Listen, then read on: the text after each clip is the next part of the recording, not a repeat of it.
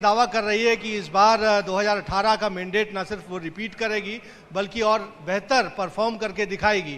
150 plus का भी नारा दिया जा रहा है। तो वहीं भारतीय जनता पार्टी कहती है कि जनता का साथ भारतीय जनता पार्टी के साथ है और फिर एक बार मध्य प्रदेश में बीजेपी की सरकार बनेगी।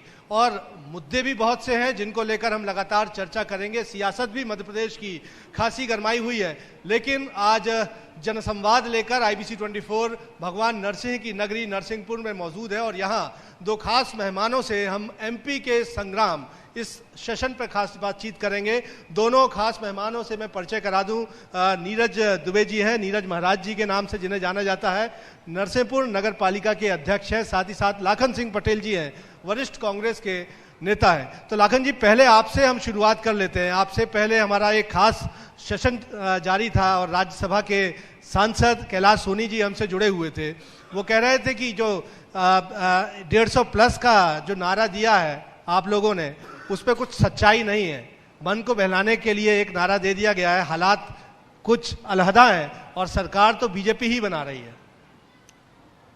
देखिए, अभी आपने मणिपुर में जो है किस तरह से हमारी महिला को किस तरह से जो है बेआबरू करके वो घुमाया गया, ये पूरे देश के लिए शर्मनाक बात है, कलंक है ये हमारे देश के लिए। जहाँ महाभारत में दुर्योधन ने द्रौपदी को भरी सभा में ये बेआबरू किया था। सर, केंद्रीय मुद्दे हैं, जाहिर सी बात है वो असर केंद्र चुनाव में या प्रदेश के चुनाव में भी यहाँ की असर डालते हैं। मध्य प्रदेश के लिहाज से बात कर रहा हूँ, क्योंकि कमलनाथ जी ने 15 महीने की सरकार रही और उन्होंने जो है 27 लाख किसानों की कर्ज माफी की। ये मैं नहीं बोला हूं, ये कमल पटेल जी ने सदन में आंकड़े प्रस्तुत किए हैं। और उसके साथ साथ हमारे जो पेंशनर थे जिनको 15 साल में शिवराज चौहान जी पर 300 से जो है कमलनाथ जी ने उनको 600 पेंशन की, 100 रुपये में 100 यूनिट बिजली की, 28,000 की जगह पर कन्यादान योजना में 51,000 किए और मध्य प्रदेश में 1,000 गौशालाएं बनाई और मिलावटखोरों के खिलाफ शुद्ध का युद्ध लड़ा। इतनी जबरदस्त कार्रवाई की, चाहे तुम्हारे जितने खाद्य सामग्री हैं सब में मिलावट थी, पूरा शुद्ध का वातावरण बना।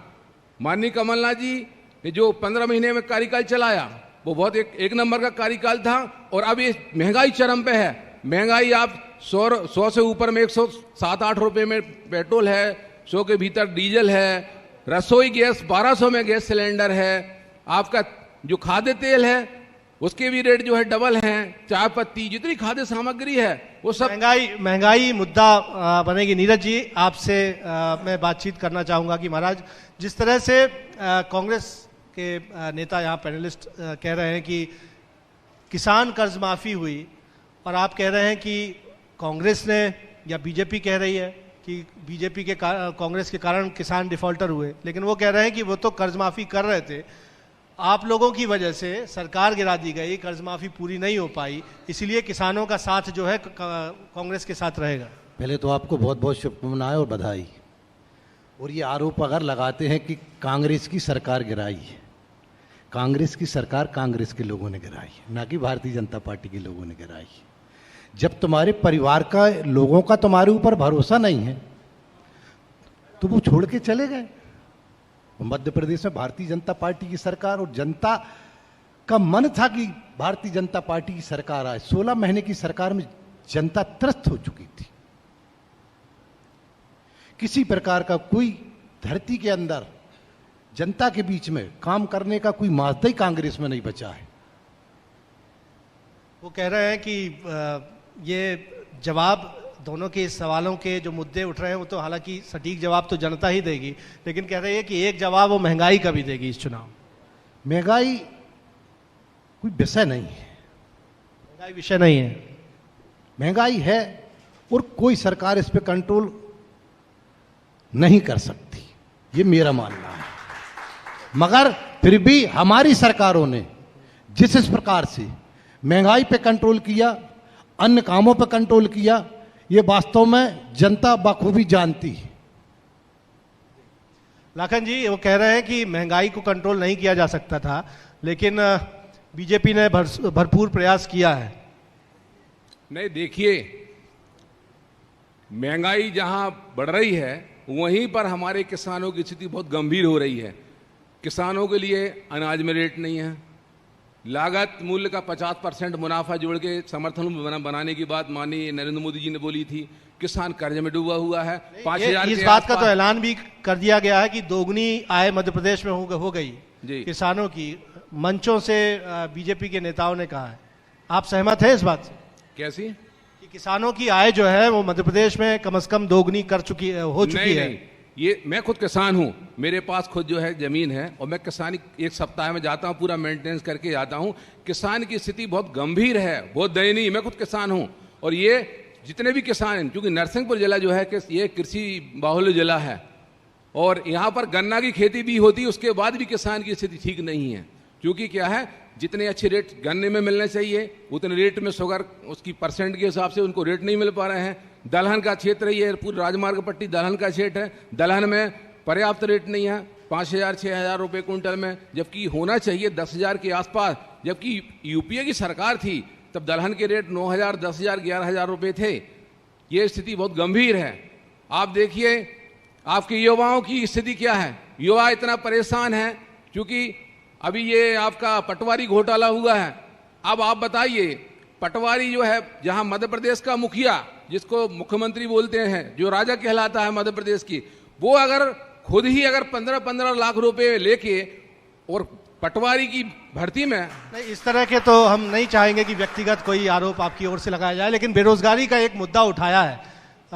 नीरज जी, मैं आपसे जानना चाहूंगा कि बेरोजगारी दूर करने की सरकार और प्रदेश की सरकार इसने बेरोजगारी को खत्म करने के लिए जो प्रयास किए हैं, पूर्व में भी जो सरकारें रहीं उनने कभी इतनी पुरजोर बेरोजगारी खत्म करने के लिए कभी प्रयास नहीं किए और इसमें हम प्रदेश में भी और देश में भी सफल हुए हैं। यहाँ नरसिंहपुर की अगर हम बात करते हैं, स्थानीय अर्थव्यवस्था की हम बात करें तो गन्ना उत्पादक किसान बड़ी संख्या में हैं। हमने देखा कि शुगर फैक्ट्रीज तो हैं यहाँ पर, 1-2 फैक्ट्रीज हैं, लेकिन गुड़ उत्पादक फैक्ट्रीज भी यहाँ बड़ी संख्या में हैं और ये तकरीबन बड़ी 2 लाख के आसपास तो रोजगार सृजन का मादा रखती हैं।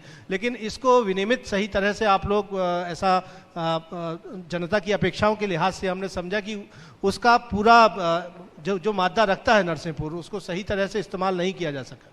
नहीं, ऐसा नहीं है। उनका सही तरीके से इस्तेमाल भी हो रहा है, बेरोजगारी की समस्याएं उसमें हल भी हुई हैं, किसानों को रेट भी बराबर मिल रहा है। और पॉलिसी है, यदि आप ले आते, महाराष्ट्र ले आया, राजस्थान ले आया, तो यहाँ भी बाय प्रोडक्ट तैयार होता है या कम से कम रोजगार की संख्या में इजाफा होता? नहीं, रोजगार की संख्या में इजाफा तो हुआ है और आपको अभी 1 महीने के अंदर, और ये जो आप बात हमसे कर रहे हैं, कहीं ना कहीं इसका चिंतन मनन और इस पे काम जारी है। अभी आपसे 1 महीने के अंदर आपको इस पृष्ठभूमि पे दिखने लगेगा जनता के लिए। तो ये पर्दे के पीछे तैयारियां चल रही हैं क्या कि कुछ? जी। लाखन जी क्या कहेंगे? वो कह रहे हैं कि बहुत कुछ किया है हमने और चुनाव से पहले जो जनता चाहती है वो भी पूरा कर दिया जाएगा, कुछ पॉलिसीज भी नहीं आ जाएंगी। यहाँ तो मैं नरसिंहपुर विधानसभा में देख रहा हूँ, यहाँ पर कोई विकास नहीं हुआ है। अगर विकास की बात करें तो हम अजय नारायण मुसरण की बात करें, जिन्होंने नर्सिंग का हमारे जो है कलेक्ट्रेट बनवाया, नर्सिंग भवन बनवाया, MI ये अपना जो पॉलिटेक्निक कॉलेज बनवाया, महिला महाविद्यालय बनवाया, आपका केरपानी पुल बनवाया कमलनाथ जी ने। अभी कमलनाथ जी बीच में आए थे, कांग्रेस की सरकार थी, यहाँ शॉपिंग कॉम्प्लेक्स बना है, वो कमलनाथ जी की देन है। अगर जो बड़े काम की बात करें, क्योंकि क्या है, ये विजन होना चाहिए कोई विधायक के लिए या कोई मंत्री के लिए। यहाँ जो है मात्र 6 महीने के लिए, जब भी भाजपा की सरकार रही, मात्र 6 महीने के लिए माननीय जालम सिंह जी यहाँ पर अंतिम पिछले पंचवर्षीय में मंत्री बने, जबकि यहाँ से 2-2 मंत्री और 3-3 मंत्री नरसिंहपुर जिले से रहे। पर नरसिंहपुर जिले को जो है भाजपा सरकार जो है कभी कोई मंत्री नहीं दे पा रही है, मात्र 6 महीने के लिए मंत्री दिया, जबकि ये जिला। कैलाश सोनी जी ने कुछ देर पहले इशारा किया कि हो सकता है कि नरसिंहपुर की मांग जो है वो पूरी हो जाए, लेकिन बार बार आप पर भी पलटवार किए जाते हैं कि 15 माह की शासन सरकार तो आपकी भी थी और आमूलचूल परिवर्तन अगर होना था तब हो जाना था, और सरकार बीजेपी ने नहीं गिराई, आपके भीतरी कलह की वजह से सरकार गिर गई, और उत्तरदायी जिन सवालों के लिए आप बीजेपी को मानते हैं आप पर भी उतने ही सवाल, उतनी ही जिम्मेदारियां हैं कि आपने 15 माह में कुछ नहीं किया या वचन नहीं निभाए। नहीं, देखिए क्या है, करोड़ों रुपए में एक एक विधायक को खरीदा गया। अब जहां करोड़ों की बात जब चलती है, अभी और पहले भी तो सरकार भाजपा की रही, पहले भी, पर ये जब से मोदी जी और अमित शाह जी आए हैं तभी से ये खरीद फरोख्त की पूरी प्रक्रिया चली। चाहे वो कर्नाटक की बात करें, चाहे हमारे मध्य प्रदेश की बात करें, राजस्थान में भी वही प्रक्रिया होने वाली थी। तो क्या कहेंगे सर, सीधा सीधा गंभीर आरोप लगाया है उन्होंने। ये कोई आरोप नहीं है। पूर्व में इनकी सरकारें इस मध्य प्रदेश में रही हैं और यहाँ जनता जनार्दन भी बैठी है और कांग्रेस के साथी भी यहाँ विराजमान हैं। आपने यहाँ की रोडों के हाल देखे हैं। अगर जबलपुर जाना पड़ता था ना तो 2 जोड़ी कपड़े बैग के अंदर रख के मोटरसाइकिल से जबलपुर जाना पड़ता था, क्योंकि वहां जाके हमको बदलना है और मेहमानी करना है और रिश्तेदारी निभाना है। ये स्थिति है, रोडों की कंडम स्थिति थी जिले की और सारी मध्य प्रदेश की, और आपने घूम के खुद देखा है। और आज डोर टू डोर, यानी जो ग्रामीण क्षेत्र से जो पलायन हमारे यहाँ होने लगा था, आज वो बंद हो गया। किसान गांव में रह रहा है, 24 घंटे उसको बिजली उपलब्ध है, रोडें उपलब्ध है, नल जल पानी की व्यवस्था उपलब्ध है। और यानी विकास के मामले में अब तो मैं ये कहूंगा कि मध्य प्रदेश में और मेरे जिले में अब कुछ बचा भी नहीं है। ये तो एक बहुत बड़ा दावा करने वाली बात है कि विकास की जरूरत ही ना बचे। तो हम कहें कि जो अपर लिमिट है वो पूरी हो गई। आप कहें कि इससे ज्यादा विकास हो ही नहीं सकता। नहीं, विकास अभी अतिशयोक्ति भी लगती है। अभी मैं ग्रामीण क्षेत्र विकास तो ये सतत प्रक्रिया और चलती रहेगी और हमारी पार्टी विकास करती रहेगी। अभी मैं जो है ग्रामीण क्षेत्र में दौरा करते रहता हूं, बहुत बारीकी से दौरा करता हूं। अभी मैं गया था आपके हीरापुर, वहां पर करीबन जो है 5-7 बूथ हैं, हीरापुर, अमोदा, कुरेला, बंदरोहा। वहां पर अभी रोड से नहीं जुड़े, करीबन 1 किलोमीटर अभी रास्ता ही नहीं बनी, जामा रोड नहीं बना। आप देखें खाफ खैरवानी, बंदरोहा देखें, फिर भी उन गांवों का भरोसा भारतीय जनता पार्टी के ऊपर अभी भी जो है जैसे पहाड़ों पर रह रहे हैं, जबकि प्रत्येक गांव को प्रधानमंत्री रोड से जुड़ जाना चाहिए था। बहुत से अभी गांव ऐसे बाकी हैं जिसमें अभी रोड की व्यवस्था ही नहीं है। रोड के लिए अभी जो है वो कह रहे हैं कि भाई अभी पहले भी जालम सिंह जी आए थे, अब आप आए हैं, क्या गारंटी कि आप करवा पाएंगे? भाई इतना अविश्वास पैदा हो गया है प्रतिनिधियों के प्रति कि सामने वाले जो है कई विधानसभा और लोकसभा और बार बार भारतीय जनता पार्टी को लोग जिता रहे हैं, इतना अविश्वास हो गया है क्या? लगातार भारतीय जनता पार्टी की सरकार बना रहे हैं। समझ गया। लाखन जी आपसे ही जवाब ले लेता हूं। वो कह रहे हैं कि अगर आप जैसा बता रहे हैं कि विकास हुआ नहीं है तो आखिर क्यों जनता बार बार बीजेपी को जिता? देखिए अभी जो है, और मैं बात करना चाह रहा हूं नगर पालिका की, भटिया टोला, महारानी लक्ष्मीबाड़। आप देखिए जैसे कोई पहाड़ का गांव होता है, ये नरसिंहपुर से 1 किलोमीटर पास में है। सर नगर पालिका अध्यक्ष भी हैं आप, और अगर शहर में ऐसी स्थिति होगी तो कैसे? आप तो कह रहे थे ये वहां की जनता बताएगी। सर आप तो कह रहे थे कि विकास की पराकाष्ठा हो चुकी है। आप भी यहाँ हैं, वहां जाके देख सकते, लोगों से आप बात करें कि जो विकास भारतीय जनता पार्टी के समय उस क्षेत्र का और पूरे मध्य प्रदेश का और हमारे जिले का हुआ है, यानी भूतो न भविष्यति। आप तो यहां हैं, आप जाके वहां के लोगों से बात कर सकते हैं। ये बाजू में हमारे यहीं से हम चलते हैं शंकरवाड़ में 2 बूथ हैं, कम से कम 2000 से ज्यादा वोट हैं। इतनी गंदगी, ना कोई अच्छी रोड की व्यवस्था, नाली निकासी की व्यवस्था। और अभी भी मैं नेहरू वार्ड में, शंकर वार्ड में पूरी गर्मी निकल गई, पानी वहां वाटर सप्लाई में सप्लाई नहीं हो पाया, लोग चिल्ला के तड़प गए गर्मियों में। झूठे आरोप अलग बात है, झूठे आरोप हम यहां बैठ के लगा सकते हैं, मगर वहां की जनता क्यों भारतीय जनता पार्टी को जिताती है, मैं आपसे पूछना चाहता हूं। देखेंगे इस बार भी कि जनता वहां की किसको जिताएगी, कांग्रेस की बातों पर भरोसा करेगी या आपके दावों पर भरोसा करेगी कि विकास अपनी उच्चतम सीमा पर आप कह रहे हैं कि जिले पर पहुंच गया है। और हम अगर और अनवरत भारतीय जनता पार्टी का अध्यक्ष यहां बन रहा है, ये भी आपको बता दूं। जी लगातार भारतीय जनता पार्टी के अध्यक्ष बन रहे हैं यहां। जी हम 23 के इस चुनाव के बारे में लगातार बातचीत कर रहे थे और ये बात बार बार सामने आ रही है कि महाकौशल की सियासी उपेक्षा इस बार भारी पड़ सकती है, क्योंकि बार बार ये आंकड़े गिनाए जा रहे हैं कि महाकौशल को इतना प्रतिनिधित्व मिला था कि 18 में यहाँ से मुख्यमंत्री, विधानसभा अध्यक्ष, उपाध्यक्ष, 3-3, 5-5 कैबिनेट मंत्री थे और आपने कुछ नहीं दिया है, या दिया भी तो नाकाफी था। और जनता जो है इस बात का बदला लेगी, ऐसा कांग्रेस लगातार कहती आई है। कुछ देर पहले इन्होंने तंज भी कसा। बदले की भावना लेके हम लोग काम करते नहीं हैं, ये इनके आरोप हो सकते हैं, मगर भी फिर ये आपसे एक बार कहूंगा कि महाकौशल में भारतीय जनता पार्टी का परचम हमेशा लहराता रहे और लहराता रहेगा। आप क्या कहेंगे? वो कह रहे हैं कि बदले की सियासत, हमारा जो मतलब काम है, राजनीति हम नहीं कर रहे हैं। काम बोलता है, लोग काम को पसंद करते हैं। देखो, काम को पसंद करते हैं, पर महाकौशल में तो हमेशा कांग्रेस की ही सीटें ज्यादा आई हैं। अभी पिछली बार भी कांग्रेस की सीटें ज्यादा थी। 24 सीटें, 38 सीटें हैं, जिसमें से 24 सीटें कांग्रेस पार्टी ने हासिल की थी। और इस बार हम पूरी की पूरी भारतीय जनता पार्टी में ले लेंगे, चिंता मत करो आप। 18 में क्या हो गया था सर? आप कहते हैं कि हम लगातार विकास कर रहे हैं, नरसिंहपुर भी जीत रहे हैं, आसपास भी जीत रहे हैं।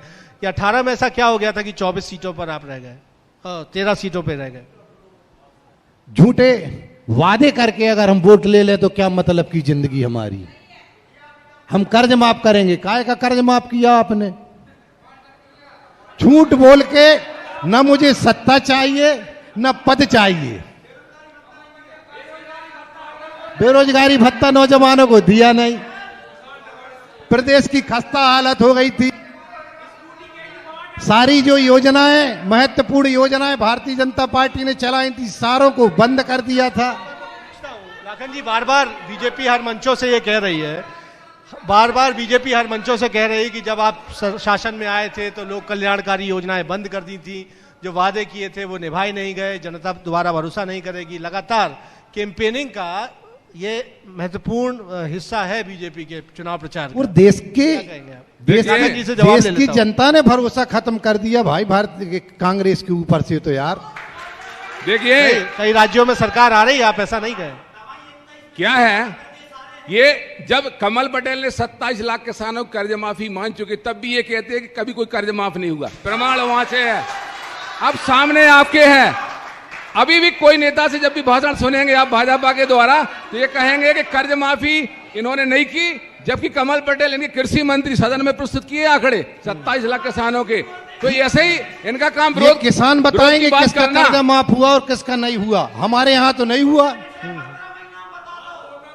तो देखिए, कर्ज माफी को लेकर इस तरह की बहस तो लंबी चलती आई है, लेकिन अगर हम देखें कि 2-3 माह में चुनाव होना है, आप बीजेपी की तरफ से मैं जानना चाहूँगा कि जो 39 सीट्स पर उम्मीदवार जारी किए हैं, हम देख रहे हैं कि कई जगह जो है वो दावेदार जो हैं वो खुलकर विरोध कर रहे हैं, कुछ इस्तीफे भी हो रहे हैं, कुछ रोकर भी अपने आक्रोश का या अपने दुखी होने का इजहार कर रहे हैं।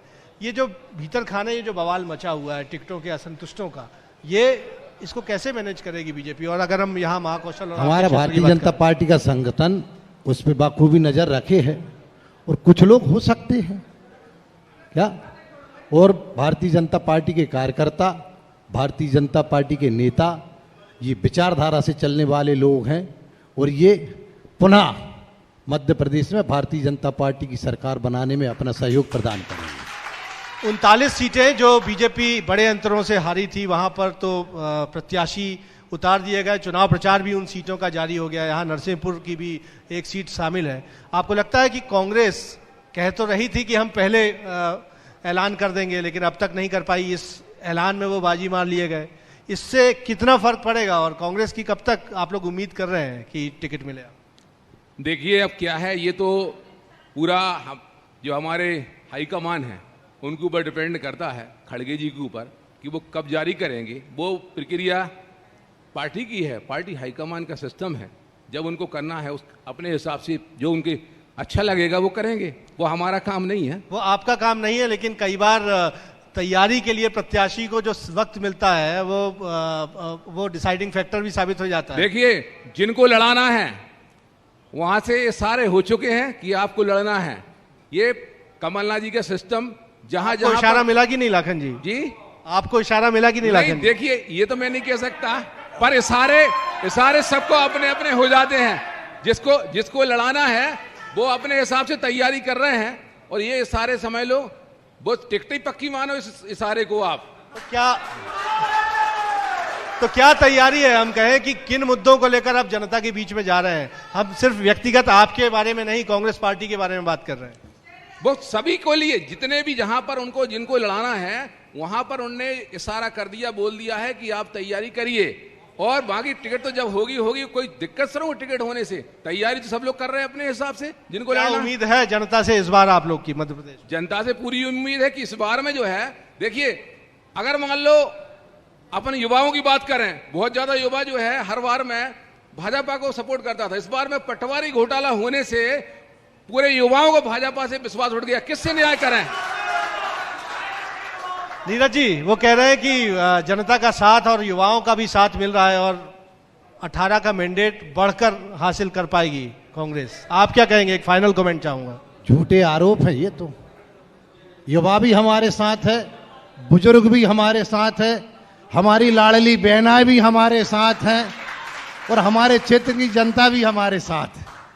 तो हम कहें कि युवा, महिला, मजदूर, किसान, तमाम मुद्दे हैं जिनको लेकर मुद्दों की जंग भी छिड़ी हुई है, और मध्य प्रदेश का ये संग्राम छिड़ा हुआ है। नरसिंहपुर जनसंवाद में इन दोनों ही खास मेहमानों से हमने जानना चाहा कि किन मुद्दों को लेकर ये सियासी संग्राम गरमाया हुआ है, और सब कहते हैं कि अपने अपने इन मुद्दों को लेकर वो जनता के बीच जाएंगे और उन्हें समर्थन जरूर हासिल होगा। कांग्रेस कहती है कि हम 150 से ज़्यादा सीटें लेकर आएंगे, तो बीजेपी कहती है कि हम और बेहतर प्रदर्शन करेंगे।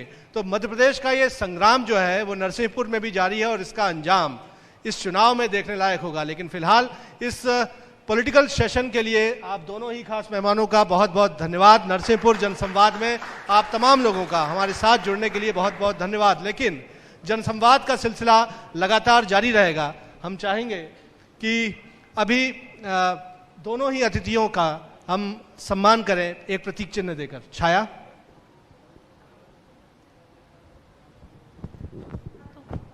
तो जोरदार तालियों से एक बार फिर से दोनों ही अतिथियों का